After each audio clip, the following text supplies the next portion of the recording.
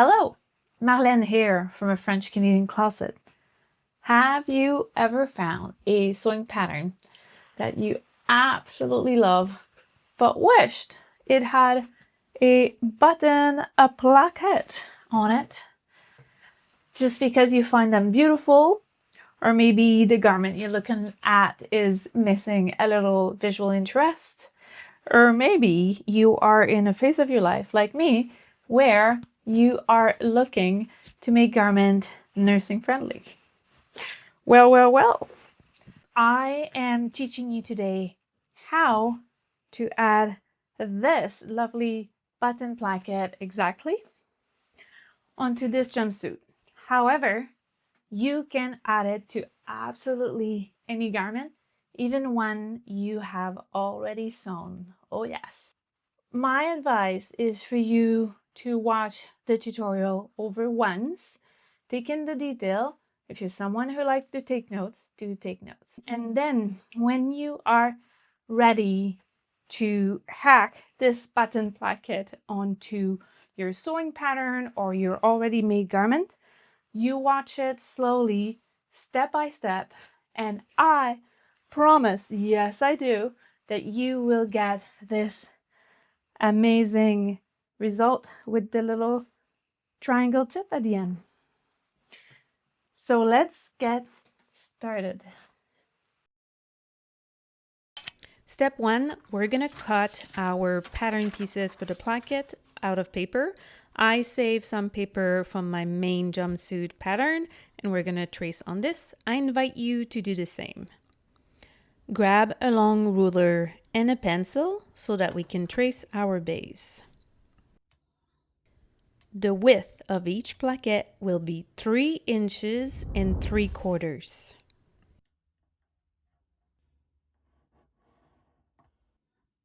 The length of each placket will be 14 inches exactly. So trace and square off at the top. Mark the middle on the width side. Now, at 3/4 inch from the center, you will also make a little mark on either side of your center mark.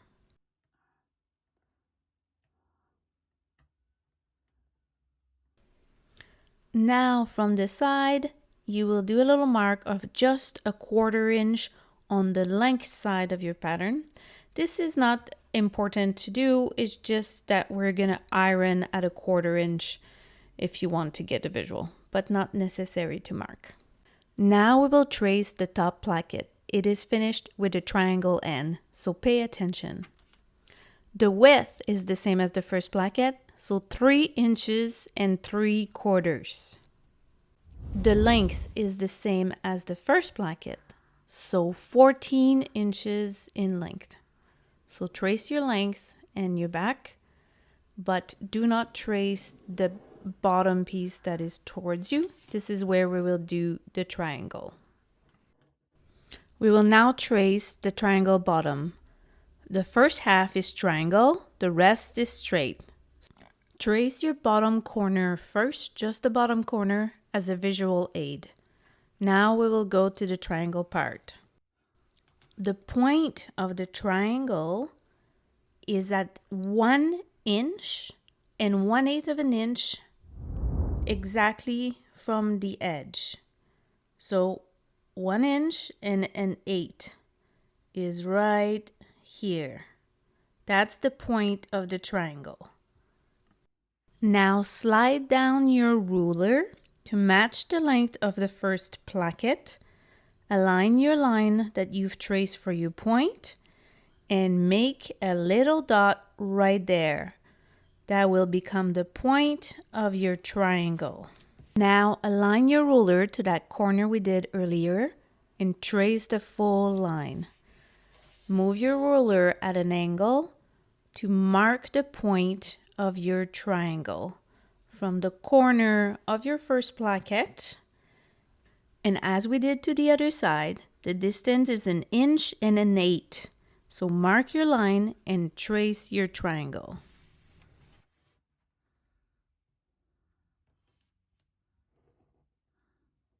You have now completed the bottom and the top placket. Have both placket pieces cut out of your main fabric, ready to go for the next step. Make sure you've sewn together the two front panel of the jumpsuit, but not to the side. Here is my front panel sewed together. And as you can see, I didn't finish my raw edges, except for the bottom from the crotch. I finished with a serger, and then I top stitch with my thread to make it nice and clean before I assemble the placket. This was a choice I made. You don't have to do that. Just to give you a visual, the distance that I did to finish my thread was exactly 12 inches. So 2 inches less than my placket. And this is because I fold the placket over. So just trust me on that. We are now ready to remove the fabric from the center seam where the placket will be. We will remove exactly 3/8 of an inch on either side from the center seam, as shown here. Get your ruler and your tailor chalk and turn your front panel to the wrong side of the fabric. From the neck curve at the top, measure 12 inches down with your ruler. You will mark it there. We will now trace where we will remove, so where we will cut on either side of the center seam. As I said earlier, it will be 3/8 of an inch from either side of the center seam. After you trace, it should look just like this. Once you've cut it all up, it should look like this. My center seam is not where the top stitch is, it's where that seam is, and it's 3/8 of an inch on either side, as you can see here. Let me lay it flat. To avoid stretching, you will now do a basting stitch from the bottom in here. So about 1.5 inches, 2 inches, and the bottom of the placket. A bit like a U shape.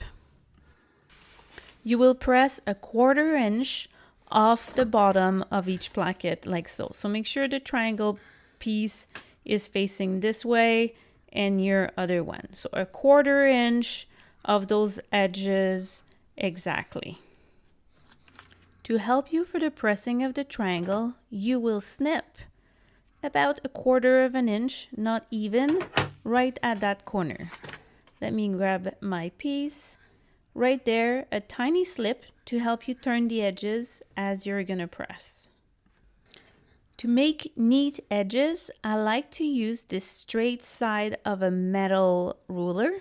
For me, it's this one when I press. This allows to shape your triangle nice and straight for your finished placket. We are now ready to sew each placket to the front panels. Have the right side of each placket facing the wrong side of the jumpsuit. Have your triangle piece like so and your other placket piece on the opposite side. Line the top edge. You will have a little bit of fabric there at the bottom of the placket left, about 2 inches, and that is meant to be. This is our basting stitch line. We will use it as a guide, and as we sew, we're gonna follow down for at 3/8 of an inch, and we will stop right our bottom where we had our basting stitch line on either side for each placket. This is what it will look like after you've sewn it at 3/8 of an inch. Now turn your jumpsuit right side up and pull through each placket. It should look like this. Go ahead and press so that the edge of your placket to the front panel is nice and straight. This will help you for the next step. It is now time to align our placket. Start with the bottom placket, so it's the one without the triangle piece.